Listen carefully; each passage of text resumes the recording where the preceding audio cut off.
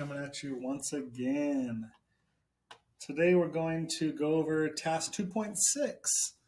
This is a develop understanding task. It's going to be something kind of new. You've seen similar stuff, I think, whenever we did Khan Academy, but now we're going to actually go over it and do some tasks. So hopefully Khan Academy taught you something. I'm going to go ahead and read it to you, but it is a developed task, so I'm going to have to, it's will be a little bit longer video, just a heads up. All right. At first, Optima's quilts only made square blocks for quilters, and Optima spent her time making perfect squares. Customer service reps were trained to ask for the length of the side of the block, X, that was being ordered, and they would let the customer know the area of the block to be quilted using the formula A of X equals X squared. So it's just talking about how the parent function is a normal block. Optima found that many customers that came into the store were making designs that require a combination of squares and rectangles. So Optima's Quilts has decided to produce several new lines of rectangular quilt blocks. Each new line is described in terms of how the rectangular block has been modified from the original squared block. Okay, so it's just saying, hey, add 3 to one side and 2 to the other, to the original block. We always start with the original block, don't forget. For example, one line of quilt blocks consists of starting with a square block, so the normal square block, right? We'll pretend that's a square. Goodness gracious, I can't make a square on here. All right. Boom, so there it is, the normal square block. And then it says to extend one side by 5 inches and the other side by 2 inches. So we can put plus 5, we can put plus 2, okay, 2, goodness gracious. Let's move this down a hair, plus 2.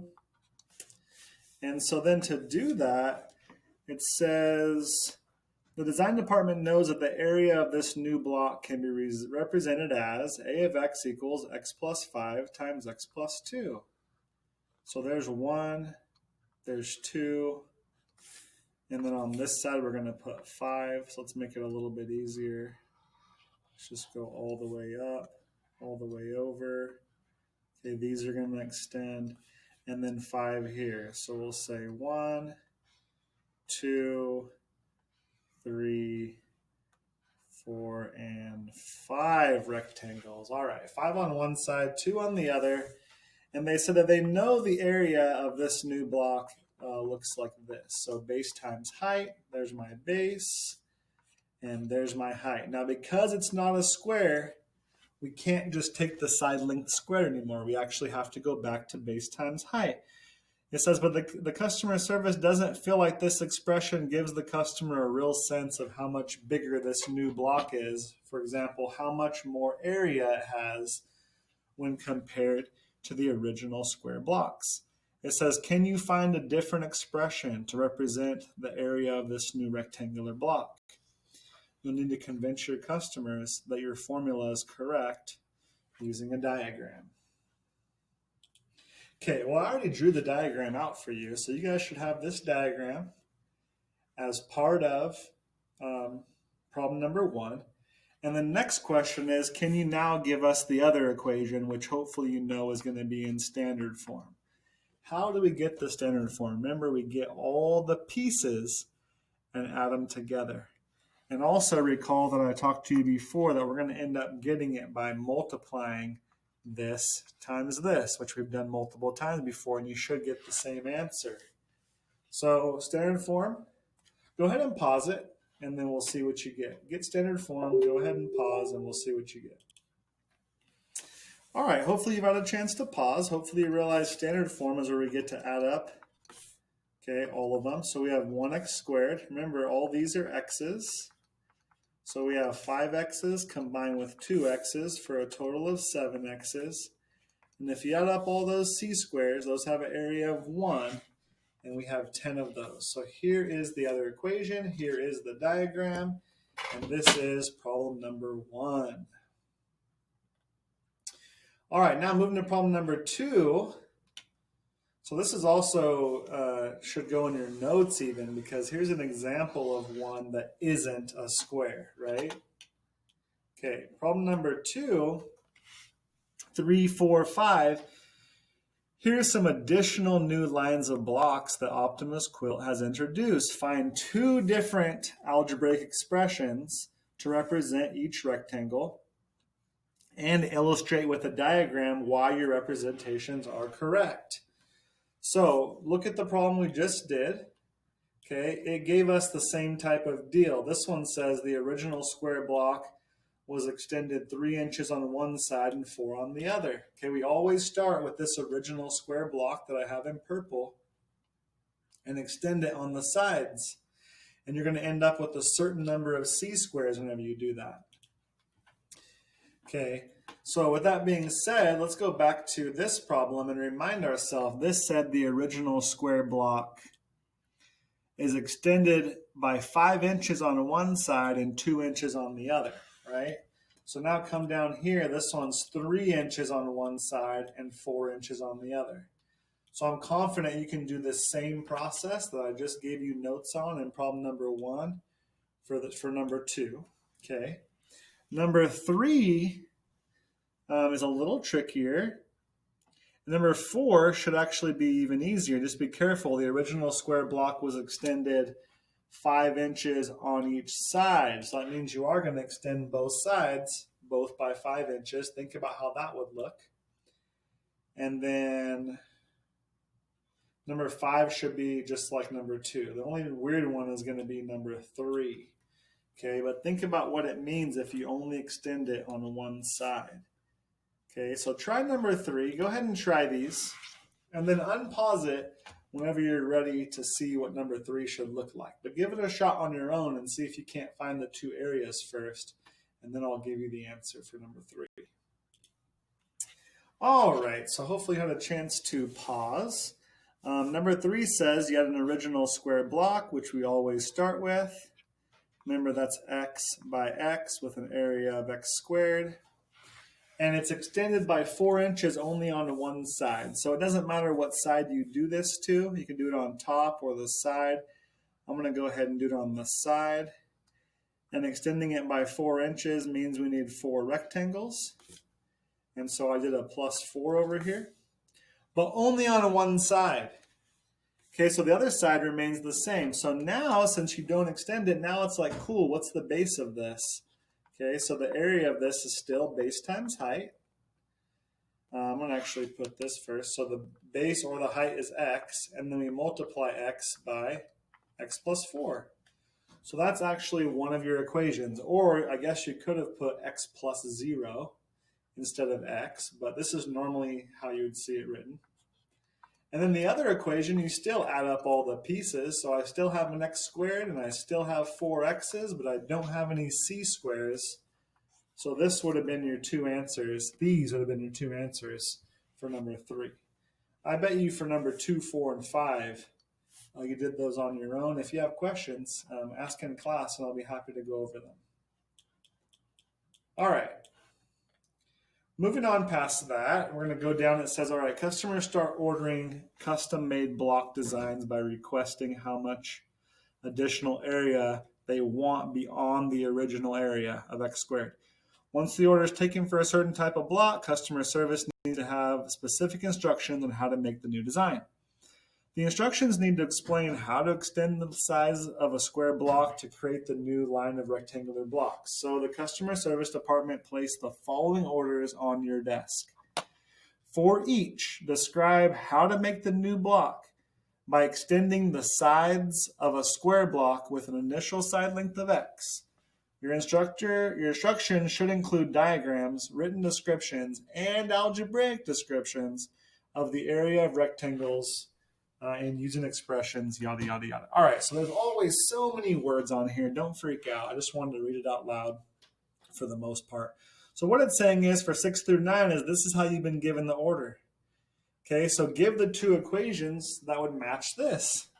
Okay, the most important thing is you know there's only one x squared block and there's 15 c squares and then 5 x's and 3 x's. So it's kind of giving you the area model already broken up. Okay, so could you draw this diagram? Okay, you always start with this, and then you're going to say, okay, I got x on one side, x on the other, my x squared is complete. And then it says plus 5x plus 3x, so you're going to put 5x on one side and 3x on the other. Okay, so there's 1, 2, 3, how many is that? 4, let's give it one more, 5. Okay, and then 3 on the other, so you're just going to put the x's. It's literally showing you what side they go on. Not what side, but how many on each side. And then obviously, whenever you do this, come across, come across, come across, come all the way up, all the way up. Just keep following all the lines all the way through. And then you should have 15 c-squares. Okay? So now that you drew the diagram with as many of the x's as it said, 5 on one side, 3 on the other, and 15 c-squares, now you give the rest of the equations. Okay, so one of them looks like this.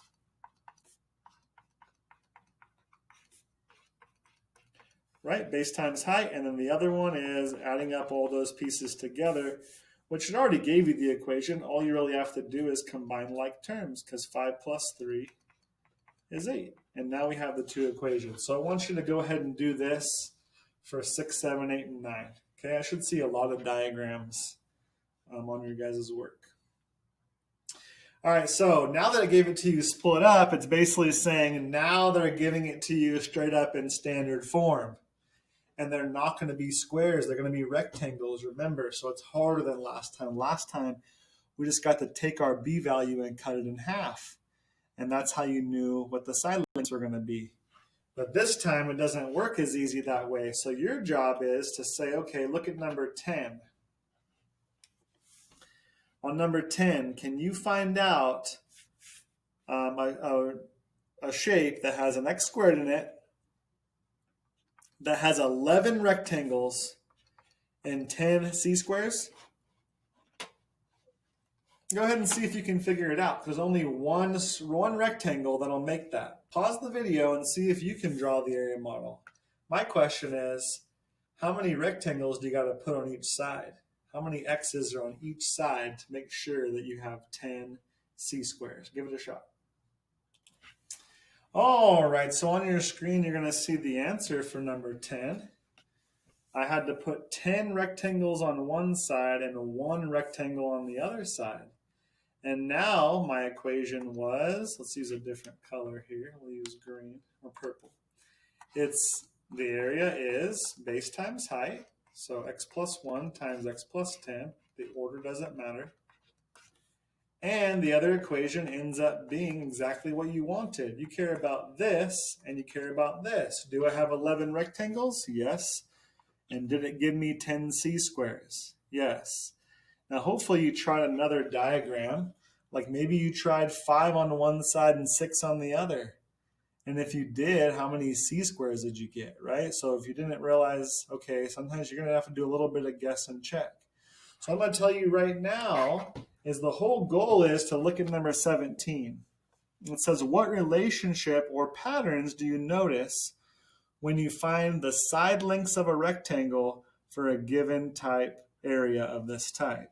So basically, if you're looking at this equation in standard form, okay, how do these numbers, like how did this 10 relate to your side lengths? Okay, so how are you going to know what your side lengths are going to be? Like, what's the trick, right? Like, why couldn't it have been 6 and 5? Why did it have to be 10 and 1? How do those 10 and 1 relate to your b value? So how does the length of your sides, this 10 and this 1, relate to your b value? And how does your 10 and 1 relate to your c value? If you can figure that out, then you're going to get to do a lot less guess and check. And a lot more, it'll be a lot faster for you. And this is the next big concept. Okay, so make sure, I'm not going to give you the answer right now, because if you have to guess and check, I want to see the diagrams. I still want to see if you can do this part, right? If you can draw it out, end up with the number of c-squares that match the number of b rectangles and draw a diagram and then give me the other equation. Okay, that's what I want for now. But number 17 is like, hey, can you figure out the pattern? If you can figure out the pattern now, then you'll be able to draw the diagram, no problem. Give me the equation, no problem. Remember, the pattern is asking, what are your side lengths? How do the lengths of the sides of the whole shape, like this 10 on the side, how did that relate to my B? How did they relate to my C? Because it's going to do that every single time. And it might take you drawing a couple of these and figuring it out before you notice the pattern. But the sooner the better. All right. And then the last one was this question. A customer called and asked for a rectangle with an area given x squared plus 7x plus 9. The customer service rep said that the shop couldn't make that rectangle. Do you agree or disagree? How can you tell if a rectangle can be constructed from an area given? So this is saying, hey, this rectangle isn't even possible. There's no way that I can make 2 side lengths with 7 rectangles and give me 9c squared. It's not even possible. If you found the pattern for 17, 18 might be easy. If you didn't, go ahead and try and draw this shape and see if you agree or disagree. But give a sentence or two on why you agree or why you disagree, okay? All right, long video is over, guys. Hopefully this was enough. I'm going to give you the pattern for number 17, I think, at the beginning of next video. That way I don't forget. Have a good one, guys.